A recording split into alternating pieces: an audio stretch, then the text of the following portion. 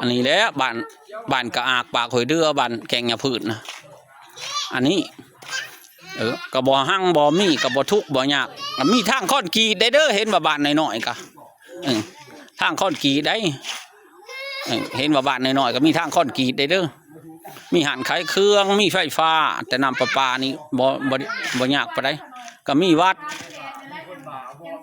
แล้วก็มีประตูคงวัดก็ตั้งมาเฮิงแล้วเพราะว่ามีวัดว่าศาสนาได้แต่ละมือกับลูกหลานกับเขาก็สิลงมาลินในประตูคงนี่แหละเพราะว่าเป็นบอลมักเขามักคำมันม้วนเนี่ยนะผู้นึงขึ้นฟังนั่นผู้นึงขึ้นฟังนี่ประตูคงนี่ก็งามได้เด้อเพราะว่าอันนี้ป้ายเพิ่นอันนั้นนี้เพิ่นเลือกผู้แทนเด้นี่ป้ายเพิ่นเลือกผู้แทนส้มเชยการเลือกตั้งสมาชิกสภาแห่งชาติชุดที่10และสมาชิกสภาประชาชนขันแขวงชุดที่5ยังสุดใจจะมีวัดมีถาดมีบ้านก็มีทางค้อนกรีดก็มีกำแพงประท่านได้มีแต่ลักตายกับชี้เก่าๆนี่แหละครับตายใหญ่อยู่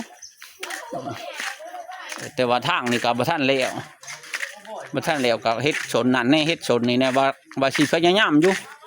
ว่าสิพยายามบุกบืนให้มันสำเร็จอยู่แต่ว่าปีนี้มันเฮ็ดหลายอันโพดนะปีนี้นะเฮ็ดประตูโค้งแน่ประเทศทางแน่เลยจ้าเชียดไอ้ยังมันละโอ้ยมันละมีแต่ช้ำมาปีหุบพึกเพราะว่าบ้านอันนี้ก็อุดมสมบูรณ์ได้ดินนะดินดอนตอนยานะกระเบาพื้นยาพื้นไม้พื้นมักมีมักม่วงเนี่ยโอ้ยก็แต่ปลูกกันได้ปลูกเลยเคี้ยวขึ้นเหย่าไปเลยฮะใช้ฟุ้นใช้ปุ๋ยดอก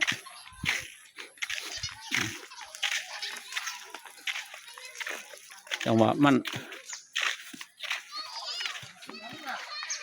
เพราะว่าแต่ละมือแต่ละย่ามแต่ละปีแต่ละเดือนกะแต่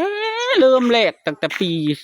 1988เขามาอยู่ในนี่นะมีแต่ป้าแต่รงได้นี่มีแต่ไม้ระดับนั้นแล้วแต่เก่ามีแต่ไม้ป้าไม่เปื่อยใบแดงไม่ดูแน่นั่นแล้วแต่เก่ากกให้อีกกนะวันนี้เขาก็มาทางเห็นให้เห็ดชวนแล้วก็มาปุ๊กเหือนปุ๊กบ้านแล้วก็อยู่บ้านนี้แต่ว่าให้บ้านอันนี้บ่ค่อยเห็นหลังเหือนได้มันมีแต่กกใหม่เพราะว่าเหือนบ้านอันนี้มันใหม่เขาเกิดลายนะทางถิ่มน้ำก็ยังโป่งขึ้นอยู่บ้านนี้ก็เขาก็เป็นบ้านเป็นช่องแล้วบ้านนี้มีรถมีล่ามีถนนหนทางแล้วก็เพราะว่าแต่ว่าอาลีเพิ่นนี่พระท่านได้ผูกได้อาลีเพิ่นนี่เพิ่นพระท่านได้ผูกกับตะแก้งตะเรียกับบ่ได้ผูกจักแนวจ้อแช่กับบ่ได้ผูกจักแนวปล่อยไปตามขยื่นโอ้ยคำมาจนได้ตากผ้าตากแพร่นี่จนได้เชื่องแล้วการประชันกับตะแก้งเพิ่นเฮ็ดเวียกแล้วมันจ้าเก่งตะลิ้นแล้วมดเพราะว่าอากาศนี่มันไม่ได้สนใจน้ำเจ้าได้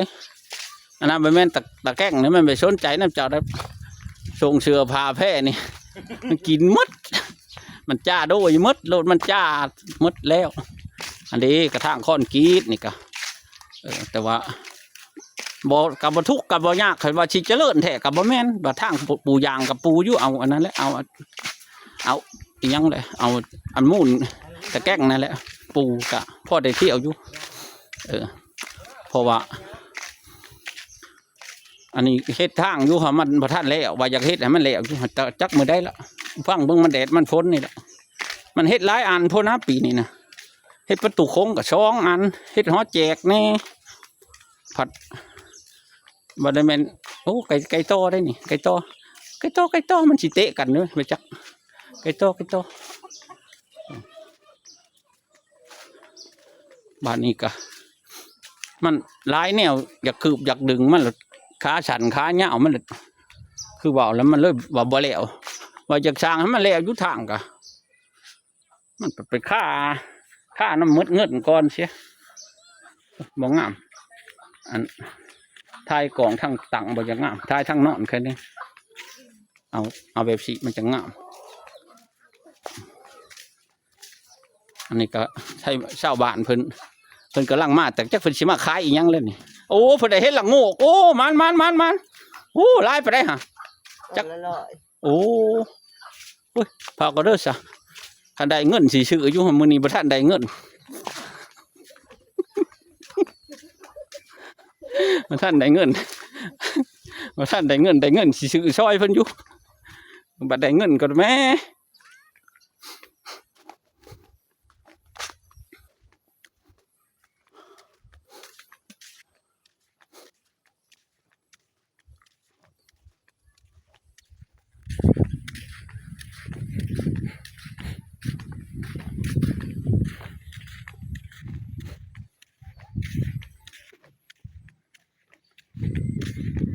นี่เด้หมอแบงไฟกับอยู่นี้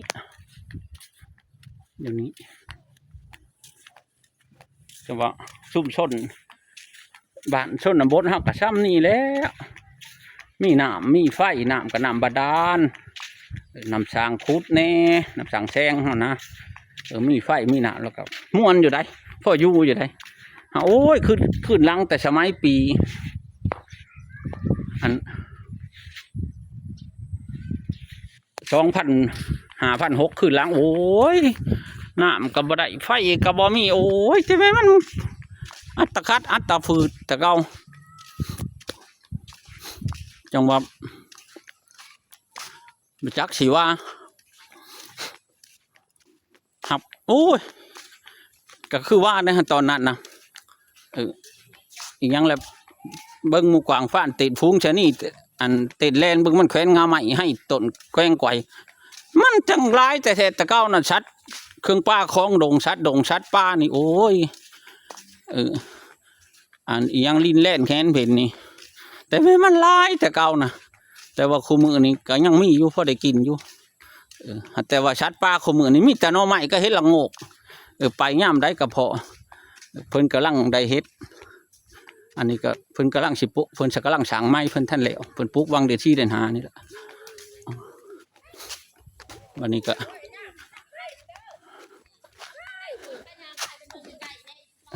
ไทยบ้านเฮากำลังเพิ่นกำลังทำการผลิตต่ออันนั้นเพิ่นถมทานนะเพิ่นถมทานบ่นะเพิ่นกำลังถมเพิ่นทำการผลิตเพราะว่าผู้เอาแต่ผู้หาได้นะเพราะว่ากฎระเบียบกับพระท่านได้ว่างลงเป็นลักเป็นแรงดอกเพราะว่าไม่ตอกะตัดเอาไฟเอามันเพราะว่าดินไฟกับไปยากดินคอยก็ตามดินเจ้าก็ยาดินไฟก็ยาตีนผู้ตีนดอยแถวนี่ไม่มีแต่เต้ารถก็นั่นมีแห้งก็มันเป็นโน่นบ้านนะดินมันคอยไปเลยเป็นโน่นมันนี่ก็ตะเก้าแถวนี้พระท่านมีดอกบานตอนปี2001-2002นะ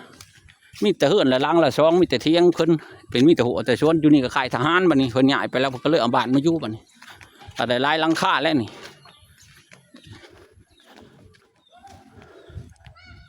กับยุดนี้นะแต่ก้อนน่ะเป็นขายทหาร17บ่17-16ของสารวัตรเฮานะอันนี้นะก็บัดนี้เพิ่นก็ย้ายไปเพิ่นก็ขายทหารเพิ่นก็ย้ายขึ้นไปทางฝากทางพุ่นบัดนี้ทางฝากทางพุ่นแต่มันก็มีแต่หญ้าแต่เพียงมันคือว่าแล้วงัวบ่ได้ผูกเนาะมันละขี่ใช้แล้วมันก็หญ้าขึ้นบุกไปก็บ่ได้แล้วหญ้ารับมือนี่โอ้ยตัดอยู่ปืดอยู่ก็บ่หมดจังว่านี่แหละเฮือนซ่านข้านหญ้ากะแต่ว่าจะเลื่อนไหลเติบละได้ถ้าไล่ใช้เมื่อก่อนสมัยปี2010ขึ้นหลังนะโอ้ยยังธุระกันดารอะไรได้แต่ว่าตอนนี้นะกำลังเปลี่ยนแปลงมาหลายเติบแล้วสันสาเพราะว่าพ่อแม่พี่น้องก็พัฒนาเพิ่มผลผลิตผล กว้างขวางหลายเติบว่าซั่นซะเพราะว่ามันกับทุกอย่างแปลงเฮือนยังใหญ่มากสุดทางอันนี้แหละก็เห็นดีเห็นชอบนำดูเพราะว่าไทบ้านทุกกะพัฒนาหลายเติมได้เพราะว่าเมื่อเก่าน่ะเพิ่นก็บ่ทันเพิ่นสมัยก่อนน่ะก็บ่ทันมีกินมีอยู่เนาะมันก็ยังบ่ทันเพียงทันพ่อกับอันนั้นก็ยากแล้วว่าจักซะเพราะว่าอันนี้แหละมันแขวงสารวัน